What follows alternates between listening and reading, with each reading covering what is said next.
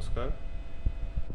আমি এর আগেও বেশ কিছু অ্যাস্ট্রোলজিক্যাল বিষয়ে আলোচনা করেছি। তো আজকে আমি আরেকটা বিষয় নিয়ে আলোচনা করব। সেটা হলো ব্যবসা। তো আপনারা দেখবেন যে বিভিন্ন জন বিভিন্ন রকম ব্যবসা করছে, এবং কার কোন ব্যবসাটা ভালো হচ্ছে, কে কতটা লাভজনক হচ্ছে, কি ব্যবসা করলে লাভজনক হবে, এই সব বিষয়গুলো কিন্তু জ্যোতিষ বলে দিতে পারে। অনেকে দেখবেন না জেনে ব্যবসা করে, সে ব্যবসায় লস খেতে হয়।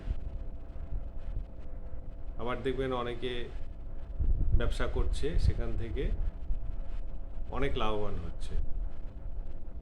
সেটা কিন্তু তার কপাল বা তার কপালে লেখা আছে, সেই জন্য সে সেটা করতে পারছে। তার কপালে লেখা নেই বা তার কুণ্ডলিতে লেখা নেই, অথচ সেই প্রোডাক্ট নিয়ে সে ব্যবসা করছে, সেটা কিন্তু হবে না। কাজেই অ্যাস্ট্রোলজিক্যাল পরামর্শ নিয়ে ব্যবসা করুন, দেখবেন লাভবান হবে।